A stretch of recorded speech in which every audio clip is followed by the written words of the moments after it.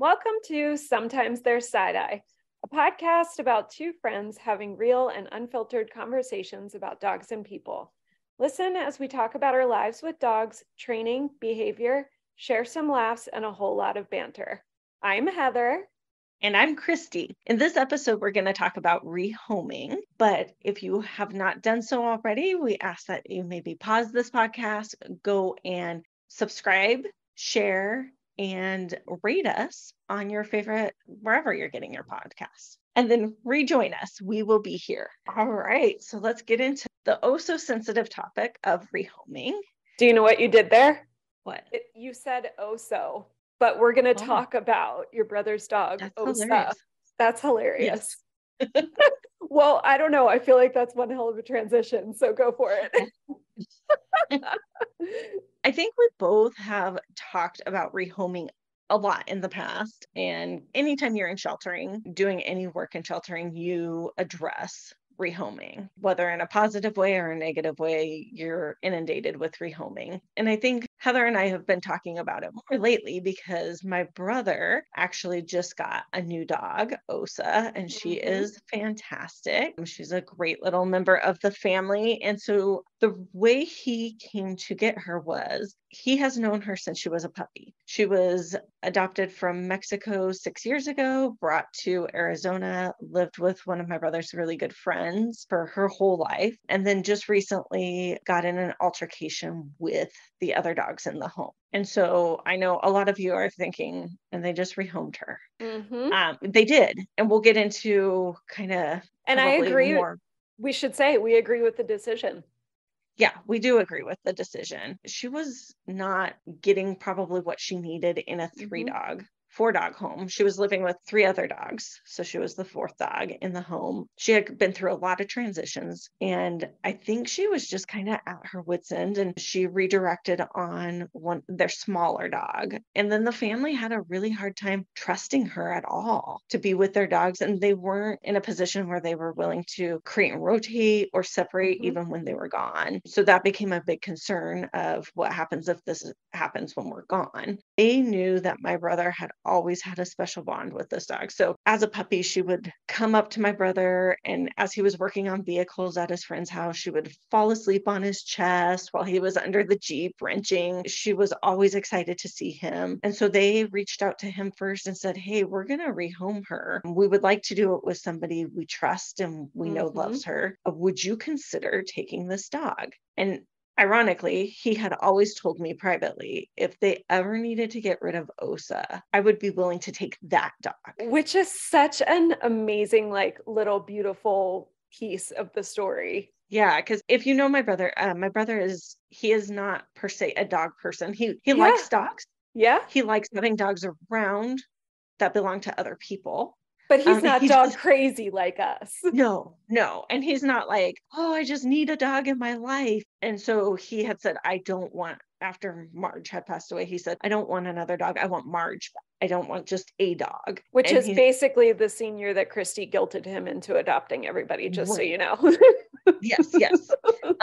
Who just adored him. And so he had said, I don't want another dog, but if they ever needed to rehome this dog, I would take her because she's a really cool dog. And so then when it came time, he sent me a text and said, I think I'm getting a dog. And he's like, okay, I think. And within a week, he had left it open where, hey, if you give me this dog and then suddenly you're like, we cannot live without her. Boy, that was really kind of him. Yeah. Because he was also not sure. Like he's like, well, I love her, but also, it's not my dog. I haven't had a dog in a while. And so he was a little unsure getting a dog, but was pretty sure he wanted her. So he left it open for them to come back and say, we want our dog back. I'm telling you, within a week, I said something about her going back to her original family. And he said, no, that's my dog. Oh man, he got real grabby real quick. It was like, this is my dog. And sure enough, she sees her family from time to time. Members of her family come over to my brother's house. So she's seen them and she's perfectly content staying with my brother. She's always happy to see her previous family, of course. They weren't monsters or anything. They were good people. They're nice people. So she's happy to see them, but she definitely belongs with my brother. She's Like that. thriving. She's thriving. Yes. Yeah. They're a great pair. They're hilarious together. And I don't know that my brother would be the right fit for her if he didn't have support outside Mm-hmm. of himself. So he knew that anything he had questions on, he could come to me Yeah. and ask, and we could get through it. It was really important that he be able to get a dog that will get along with my dog because we switched dog sitting. So getting that buy-in from me of, yes, there's been inner household aggression, but then I was like, I'm going to see, Yeah. how they do together. And I think they're well on their way of being Yeah. friends. So Yeah, yeah. because you guys also have taken a lot of like really slow steps to integrate them and do things with keeping the dog's personalities in mind and watching their cues and following what their comfort levels are and everything else. So that way you can set them up for a good little friendship. Yes. And one of the great benefits of a rehoming situation is I was able to actually reach out to her previous owners because I also know them. So I reached out to them and said, what are the steps you did for home intros? When things went wrong, what were the circumstances? Mm-hmm. What are the ways she thrives best? Does she like big dogs or little dogs, males or Mm-hmm. females?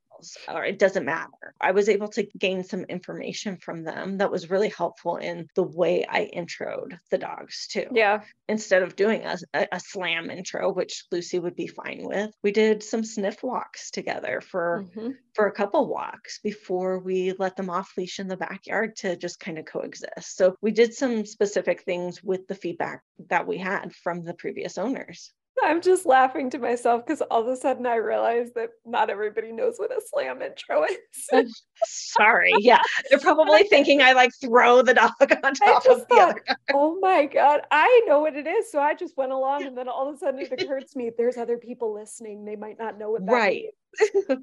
So a slam introduction is literally just letting the dogs meet Here you face to are. face. Just here you are, whatever happens, happens. So like the dog comes into the backyard and there's another dog in there. So And yeah. some dogs, totally fine. In some scenarios, Tiago's a-okay with a slam intro, and with other dogs, I would not take that route. If you're doing slam intros, you definitely want to know exactly what you have on both sides of the leash and make decisions that are smart. So I just wanted to like throw that in there. But I love it sounds more violent than it is a slam intro.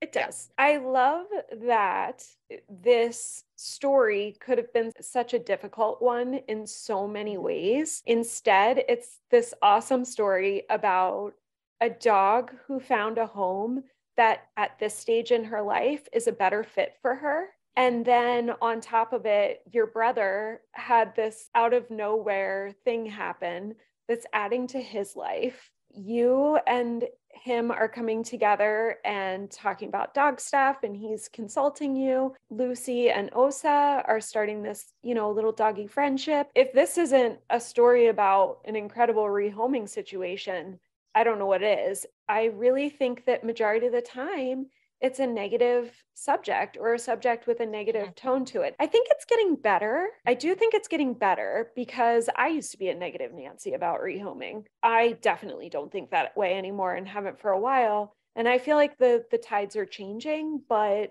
at the same time, I think it's something that needs to be talked about more out in the open and make sure that we're supporting people when they're trying to do the right thing. Yeah, because I know there are a lot of people who would say, I can't believe they got rid of their dog without involving a trainer. I had given them trainer information, I can't believe you would get rid of your dog after 6 years. But on the flip side, here's this opportunity and my brother, him rehoming his dog, Daniel rehoming his dog, did not create the death of a shelter dog. Let me say that. Because my brother was not getting another dog. He was getting this dog. Only this dog. I had Julius for 9 months. My brother was 0% interested. And he thought Julius was great. 0% interested. It wasn't his dog. Yeah. Osa was his dog. Yeah. And I think that the important thing really, because everybody has a right to pick whatever dog they want. I don't want to, I personally don't like to play the, oh, you did X, so now a shelter dog died game because, well, I'd be the devil. But I get what you're saying. Like, your brother had a serious emotional attachment to this dog. I mean, in the end, it ended up perfectly for everybody involved. The whole get a trainer thing gets me, because when you have something as serious as inner household aggression, you don't get a trainer. They come to your house for one visit and magic, everything's fixed. So it's not that simple. And that is also implying that people's lives are cut and dry, and that there's no complexity there whatsoever, that there's no layers there, like children, people who live with their elderly parents, people who have 2 jobs, financial restrictions. I mean, the list is forever long of the reasons why it's not that simple. Oh, why didn't you go and get a trainer? I mean, come on. But what they did do, which is amazing, is they know they had this great dog, and they knew of somebody who really loved that great dog. And they were brave enough to say, hey, Bob, we think that Oso would do better with you. What do you think about that? That's taking a step to do the right thing for that dog and for the other dogs in the home. And really, probably the right way to go, no matter how you look at it in this situation. Yeah. I mean, I've been in the shoes where I've had to technically rehome. We talked about before, when I adopted my Greyhound, I had her for 3 months and my adoption was finalized. It was not a foster period, and it was not a good fit because this was when I lived in Pennsylvania, had bit my niece in the face, and she just wasn't a good fit for kids. And at the time, I had a lot of kids around because my nieces were small then. And she ended up going back to the rescue, and they found her a home where she didn't have that interaction. It's interesting because that happened in 2003. And then in 2005, I got my Lucy as a puppy. 2000, early 7 is when we really started to have problems, maybe late 2006. And I had been in that situation where I returned a dog and everything was fine. And then to the Lucy situation where I was like, I will not rehome her. That is not the responsible thing to do. I will not do that. You get a dog, you keep a dog forever. Isn't that weird? And now I've like flipped to the reverse side. Yeah, but 3 months is a lot different than 3 years. True. That's true. Yeah. Yeah. Yeah. And I do want to say something on that. Just that I think in rescue, a lot of times what I hear is when people get a dog and it doesn't settle in nicely in the home and they have to return it or they rehome it, I hear a lot of times the accusation they didn't even give that dog a chance to settle in. And yet, if the people then keep it 6 months or a year and try to, then they're like, you're rehoming your dog? How irresponsible. Oh, it's so true. So there's no good, no good there's answer. no winning, no winning in that situation. That's so true. Which is why I think it's important to try to educate people, but ultimately let people make decisions that are best for them. Yeah. And I don't think that always means that we're letting down the dog as human beings, No. which is what I hear a lot. Like, humans have let you down because you've been rehomed, or humans have let you down for this reason. And I don't think that's always the case. I think sometimes humans are either looking out for the best needs of their own pre-existing animals, or for that dog itself who needs to be rehomed. Yeah. And, sitting here talking with you about it, I think for me, there was a clear line between aggression with children and aggression with another dog in the home. That was a difference for me back then. Now, that's not a difference. If anyone is suffering in the home and having a hard time, then we need to look at what the solutions look like for that, whether that's rehoming or, whatever. But I think back then, it was definitely a line for me where the aggression with the kids was an absolute deal breaker. And now the aggression with another dog would also, for me, be a deal breaker. So thanks for working that out with me, Christy. Thank you. Yeah, no problem. And I know we've talked about it before, but I know you've said in the past that if you had Lucy now. My Lucy? Yes, you're Lucy, not my Lucy. You can't have my Lucy. In a heartbeat. If you had your Lucy now, you probably would look at a rehoming situation. Yeah, so I do question, well, I question a lot of things, but if only. I question what the scenario would have looked like with my knowledge now versus back then. But when I get down to the real nitty gritty, Lucy was who she was. And I don't think there was any changing that. I think we could have maybe made some tweaks to management.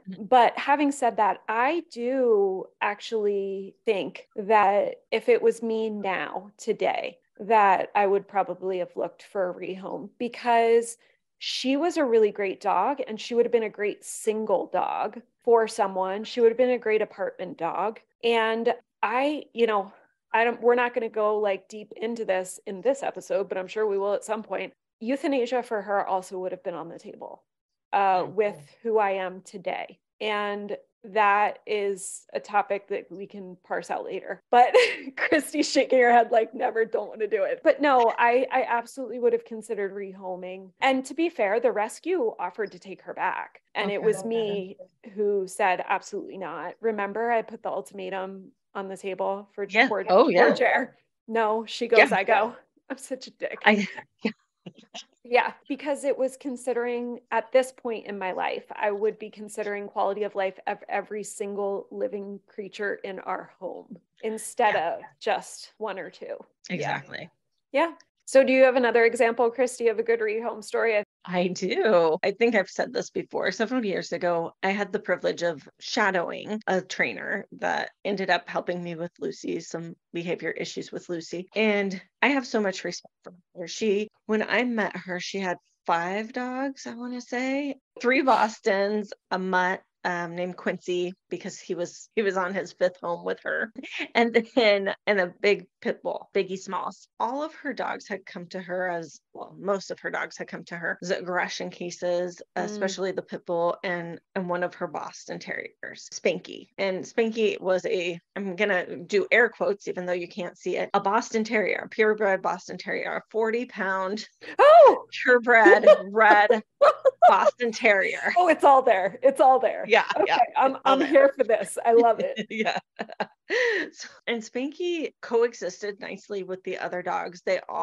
She did a lot of management. All 5 dogs could coexist. They all lived together. They all played together, whatever. But as Spanky got older, he was starting to have seizures more and more. And the vets couldn't really figure out what was going on. She had him on all these seizure medications. It was kind of controlling it. But she had always said, I think he would just be so much happier as a single dog. He can live this life fine, but I just feel like he would be happier. So she eventually asked her mom to take Spanky, and her mom ended up taking just Spanky. And within weeks, his seizures had stopped. He went off all his seizure medication. It was just the fact that having so many dogs in the home was so stressful to him, even though he was negotiating it successfully, even though he was having one-on-one time, he was going for walks, he was getting all the care, all the vet care, all the mental stimulation, everything was just so stressful for him. His body physically could no longer handle that amount of stress. And once they took that away and rehomed him in a quiet adult home with no other dogs, he's thrived. He stopped all his seizures. He needs no medicine. Crazy to me. This is like fascinating. And had she not been open to, especially as a trainer, yes, that's tough. Like you get some backlash on that. Like, you're a trainer and you're rehoming your own dog. You can handle the management of your 5 dogs, side eye. Exactly. And she could handle it, and she was handling it, but being brave enough to say, hey, I think there might be a better option for this dog than my home. Being allowed that dog to thrive. Yeah, she was honest enough with herself and the people around her to evaluate what is best for that dog, which is pretty amazing. Yeah, it's great. And she still gets to see him, and he's just so happy, I love this. I think that it is important that we talk about these stories. And I love that, it was a trainer, because just because we can do something doesn't mean we should. Just because I can take on an aggressive dog doesn't mean I should. But seriously, I mean, just because we can keep our dogs living harmoniously doesn't mean it's the right situation. And honestly, that dog might go on to live this beautiful life with somebody else that looks completely different, but is still their best life. Right. Yeah, Mm, exactly. I love that. Yeah. And I feel like a lot of times there's a lot of judgment around rehoming because obviously shelters are full. So there are irresponsible people. I'm going to be honest.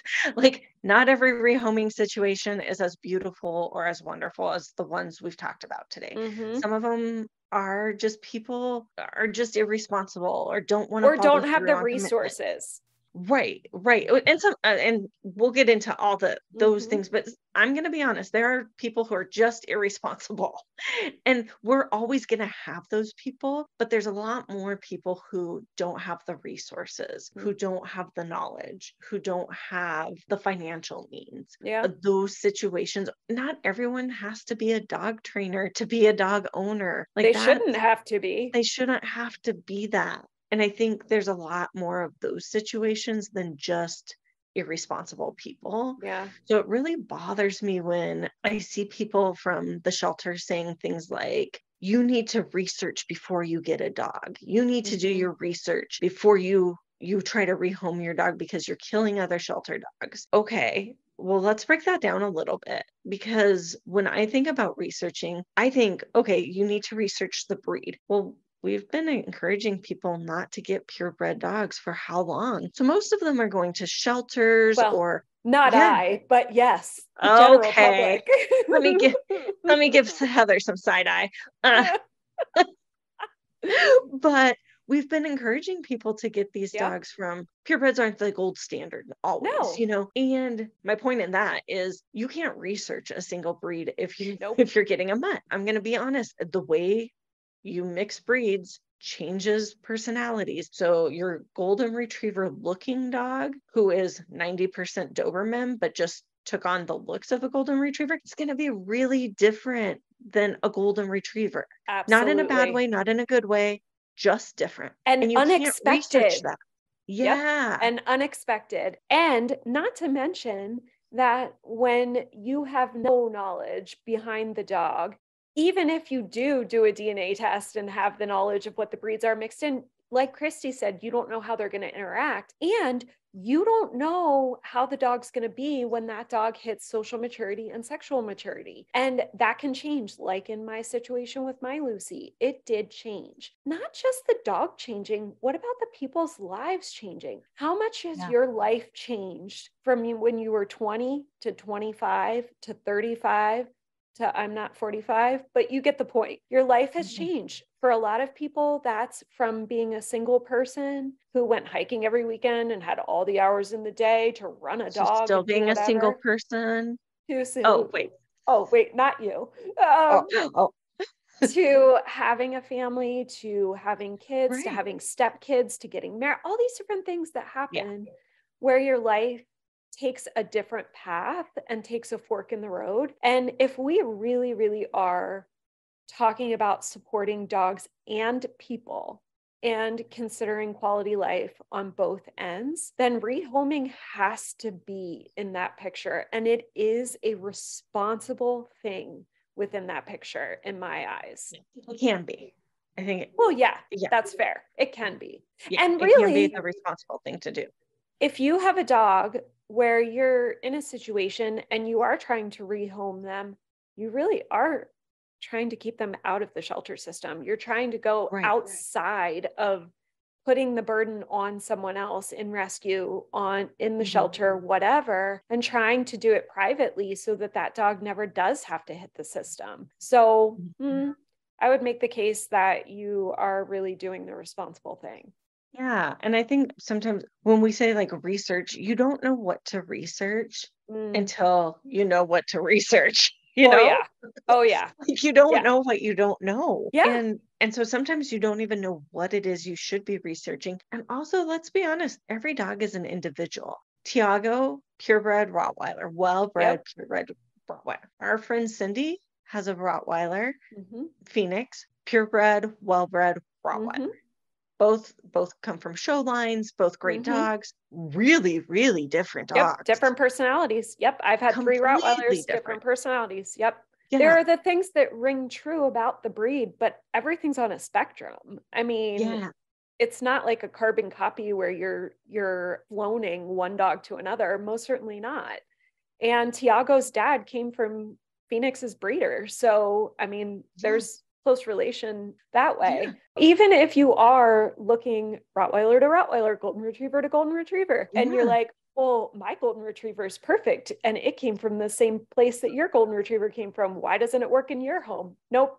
You need to remember what works in your home doesn't work in someone else's home necessarily. And keep in mind, there's field bred Golden Retrievers and homebred Golden Retrievers. Do we have to get into that? No, but I'm just saying, like, those are very different Golden Retrievers. Yeah. So when you're researching, sometimes what you need to know, maybe you are the most responsible person and you've researched and researched and researched, but Google doesn't bring up what you need. You know, you've looked in forums. I almost said forums. Like, no, that's way back old school. I miss like my Heather. Forums. I miss my forums. Yeah.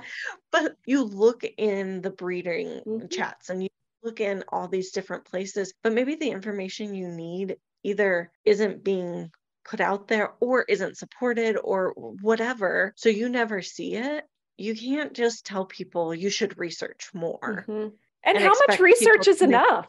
Yeah, where do we draw the line? Like, oh, you how did many 1 hours hour am I of supposed research? to? Is that okay? Or you did 500 and you still didn't get what you needed, and that's like, where do you draw the line? I think it brings it back to being kind and realizing that everybody's life is a bunch of complex decisions and complex circumstances. And if you go and judge someone for rehoming their dog, you are helping nothing. It's kind of like we were saying, you know, when you want to tell your friend to adopt their foster. And I was like, instead, go and share the dog.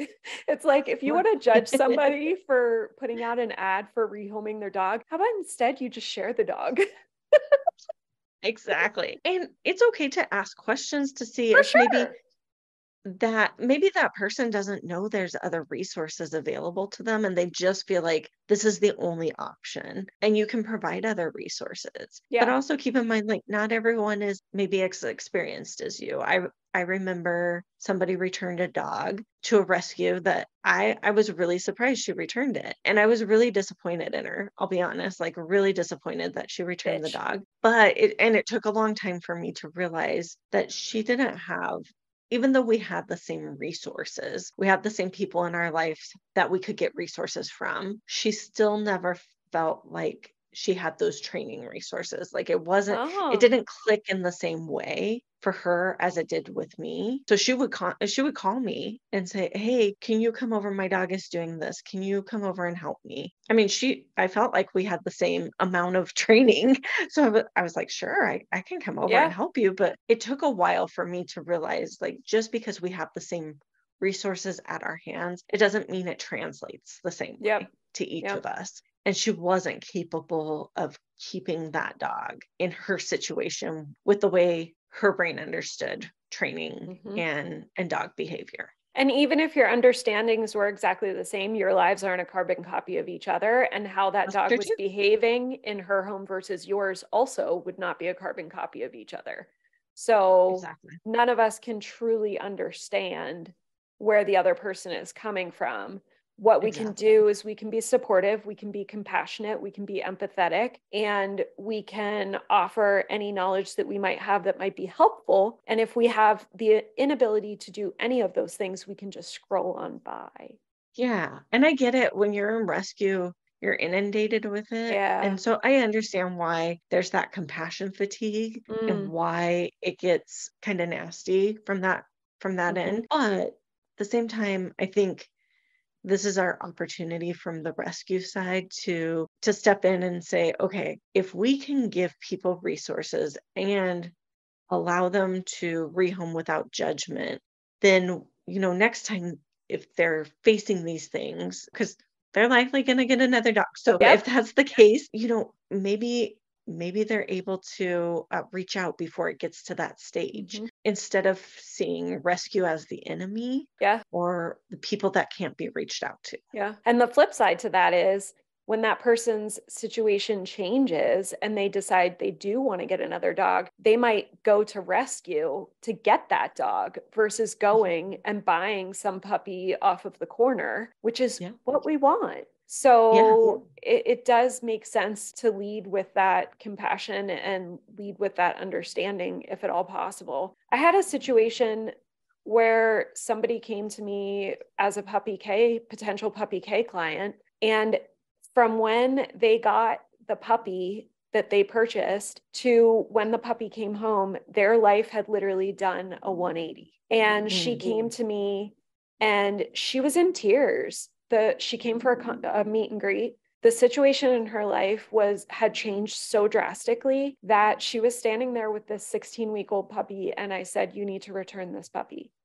And in my eyes, that was the right thing to do. And she needed someone to say that it was okay to do that because she did not have the resources to be able to handle this situation. And on top of it, that dog is super marketable at that age. So my advice was go do it. Like, don't take any judgment for it. This is the right thing to do for you, for the dog. And I understand that's not necessarily a rehoming situation because the breeder was contracted to take that dog back. But at the same time, if you get a dog in your life and you're like, something major drastic happened and you don't have 6 months to let it settle in and see that everything's okay, follow your gut, do whatever you think is right for that dog and your situation. And like Christy said, don't worry about if it's, oh, you didn't give it a year. Oh, you didn't wait the 6 months to settle in. Listen to yourself and make their best decision for everybody involved.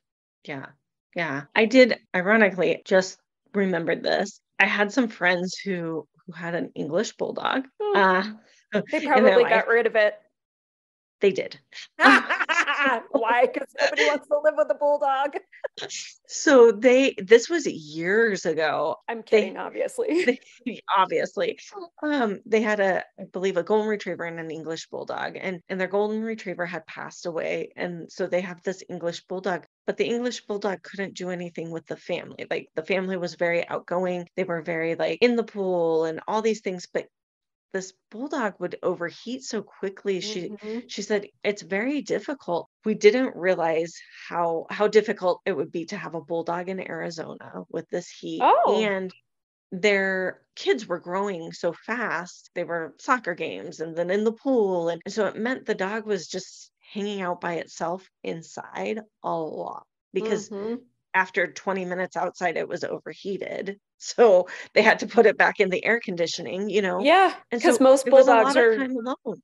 most Yeah. bulldogs are not like Tater. No, So not most like Tater. bulldogs, And they so have breathing and yeah. they had just casually reached out and said, hey, we are going to take care of this dog to her dying day if we don't ever find like the right family. But if you just happen to know of someone looking for a bulldog that you would Oh, trust, would you keep us in mind? No kidding. 2 days later, it was when I was into triathlons. Old oh, me. So long time ago. really young you, but that's okay. Young me. Yeah, yeah, yes. Now we're into old me.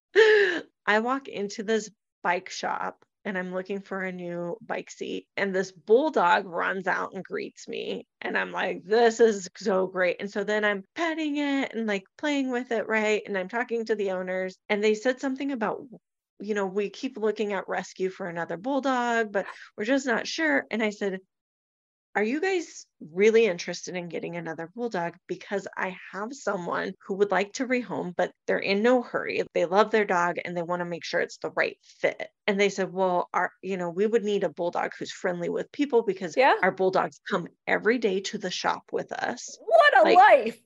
yeah, and they're with us all the time. And so I explained some of the situations that my friend was having, and they go, oh, yeah, those are problems for most owners. We're so used to it. We've had bulldogs for so long. I just swapped information with them. Within 2 more days, the dog was with them full time. Get out of They thanked town. me. The family thanked me because they were like, this is like the perfect home. And those dogs were instant best friends. Isn't that something? Like, yeah. So I was like, who knew? Like, right? Christy, you've made so many amazing like doggy dog connections that way. That is so Which is awesome. so funny because I came from a place of really not liking rehoming. Yeah, I know. Like, And look at all and these yet I was helping people rehome. you were like doing these rogue rehomings that nobody I knew was. about. It's like under the radar. Yeah. Well, later that family came to the shelter and Yeah. ended up adopting an E-list dog, a euthanasia dog Yeah. from the shelter. That was the right fit. Like, and I mean, it was several years later, but still, Yeah.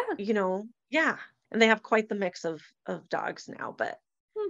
yeah. Well, that's a cool story. We should probably talk about maybe a few tips on if Yes. you think that you have a dog that you need to rehome, which hopefully not, but you never know your scenario. Just tuck these in the Yeah. back of your brain.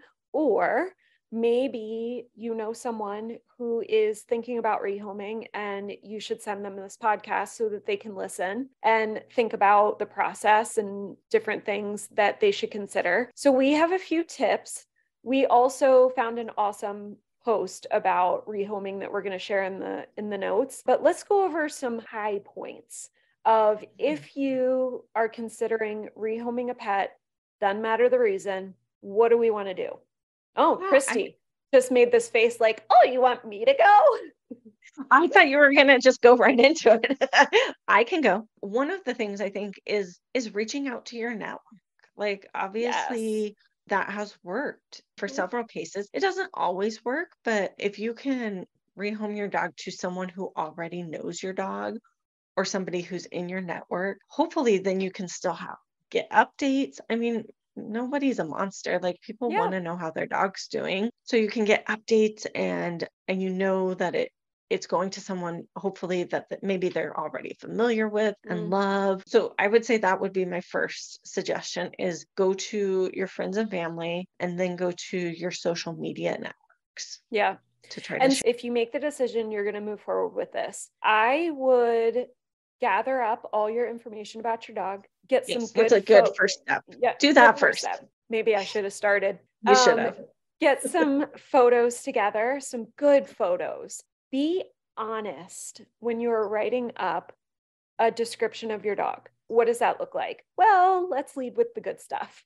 But at the same time, truly be transparent, be honest. You want to talk about what the dog likes, what the dog doesn't like, any information that you have about their health, their medical, any type of daily medications that they're on or situations, if they have any kind of medical issues so that Mhm. people can be prepared from a financial standpoint. And then also any information that you have that's solid about their behavior. Now, this isn't a time to make guesses. This is a time where you have a solid understanding about who this dog is in your home and different scenarios that they've been in and sort of how they've managed those scenarios. So that means, do they like being with other dogs? Do they like living with other dogs? Do you take them to the dog park and they get into a fight every time? Do you take them to Mhm. doggy daycare 3 days a week and they do fantastic? They only like little dogs. Don't assume that a particular detail is going to make them not marketable, or a particular detail is something that you want to overinflate because it will make them more marketable. You just want to try to be as honest and forthright as possible when you're writing up a description about your dog. And then, of course, sharing good pictures that show how adorable they are. And I like Christy's tips. Start with your network, start with social media, make your post shareable. If your initial network doesn't garner you any results, then make it shareable. Ask your friends and family to share. If people are negative on the post, I mean, you can do what you want. I would straight up block them, but no, do what you want. Yeah, yeah, Respond how you want. That's up to you. yeah. And you But can block people because yeah, it's going to be an emotional time. yeah, So brace yourself for that. yeah. And Um, be firm knowing that you're doing the right thing for your family, and that's furry and otherwise. I would also say try to be as patient as safety will allow. So if you have a situation that's a real safety issue in your home, that's something that you need to take into consideration. But if it really is like in Christy's bulldog example, we know that there's probably a better fit out there somewhere for this dog's quality of life. Try to be as patient as possible when you are looking for a possible rehome for your dog. What else do we want to add? I really like what you said about like being honest, because here's the thing, things I thought even about my fosters that would be deal breakers for other people were not. So true. So it might be that you can't handle the leash reactivity of your dog for whatever reason. You can't handle it strength wise or emotionally, whatever it is. Your friend is like, oh, I've done leash reactivity for 15 years. That's a no-brainer for me. It's not a problem. So be honest so that you can get them into the best home, but also avoiding having something bad happen to your dog or to whoever takes your dog too. And know that not every dog acts the same in every home. Lucy's very different with my brother than she is with me. So know that you're just giving information of how this dog is with you in your home.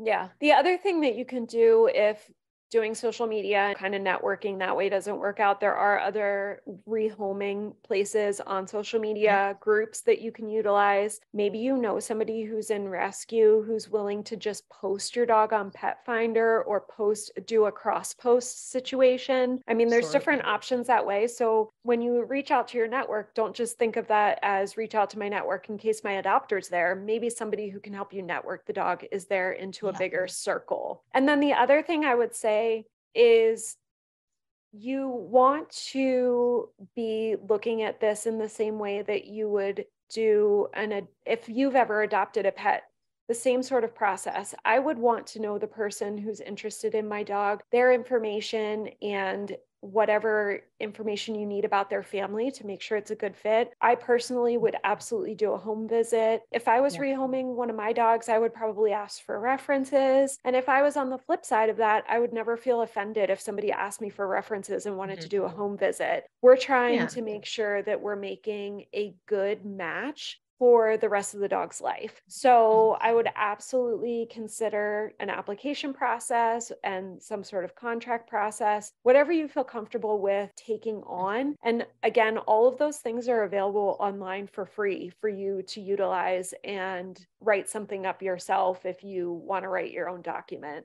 but at least have guidelines. Yeah, absolutely. Yeah, I think that's important. I do think visiting the home, making sure that your dog is going to the right home and bringing the dog to that home, those types of things, meeting the other dogs in the home, if that's a thing, meeting the children in the home, all of those things to see how your dog reacts with that family is paramount, because what you don't want to happen is worst case scenario. I was signing to Christy, bounce, bounce, bounce, bounce, bounce. We don't want the dog to bounce around. I don't know what that sign is. Like, wrap it up. No.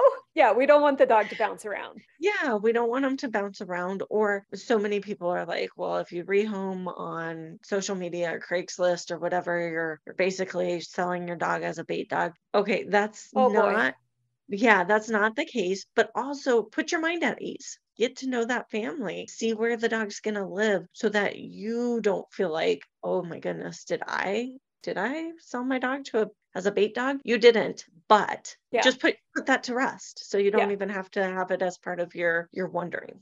Yeah. I love that. And we were reading some material to prep for the episode, and it was Craigslist is our modern day newspaper. I've always thought of Craigslist as this negative thing, but at the same time, it really kind of is our modern day newspaper. And people do go looking on Craigslist for dogs. So if you are considering using Craigslist to rehome your dog, just make sure that you follow steps that, like Christy said, you're doing your due diligence to make sure you're comfortable. You're doing a home check, you're doing intros. If you don't know how to do a dog intro, ask your network. I bet there's somebody out there who feels comfortable doing it. Or I bet the potential adopter has somebody in their network who says, yeah, I would come over and help you do a dog intro. So just try to look for solutions. If it looks like you have somebody who could be a right fit, and do whatever it takes to make sure that everybody in the situation is comfortable moving forward. And that way we can make sure that we are putting the right dog in the right home.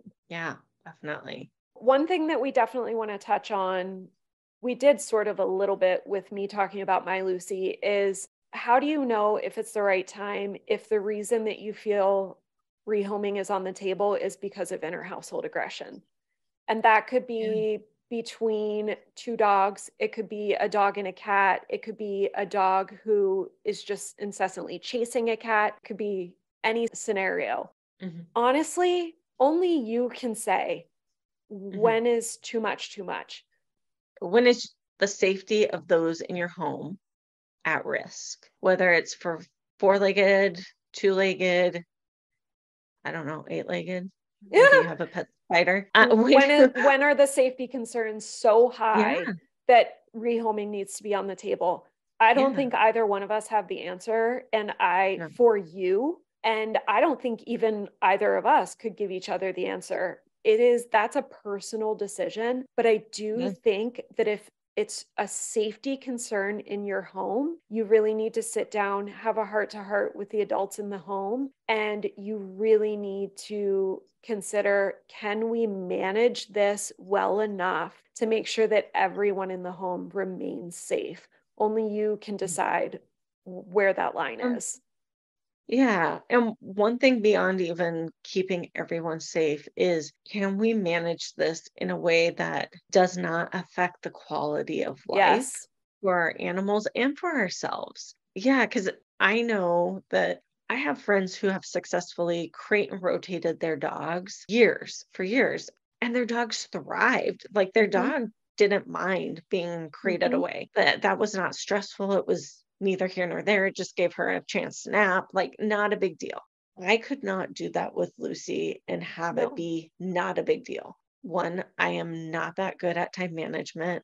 I know I could get better with it. Like if I had to do it, I would get better. But also just Lucy, there's just not enough hours in the day for me to separate two dogs and fulfill them enough, or at least Lucy enough to make her life full if I had to do that in my home.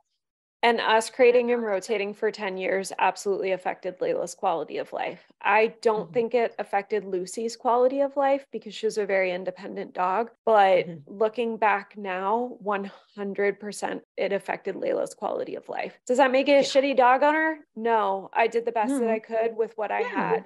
But now, hindsight 2020, yeah, I do think it affected her in some ways. And it should, it could have been a conversation that was on the table if I had given myself and the situation a little more grace.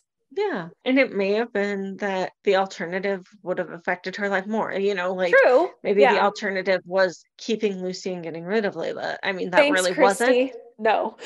But like that would be something to consider too. Like that would definitely affect her life as well. So it's a balancing act. And I don't think, unless you're living that balancing act, I don't think we have as much say as maybe we want to. Everyone has an opinion. And I'm always surprised people have an opinion about things that don't affect them at all.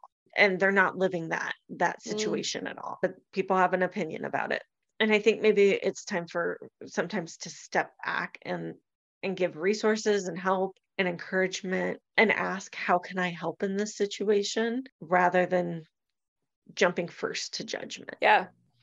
No, and I appreciate that, because I probably should give myself grace about it.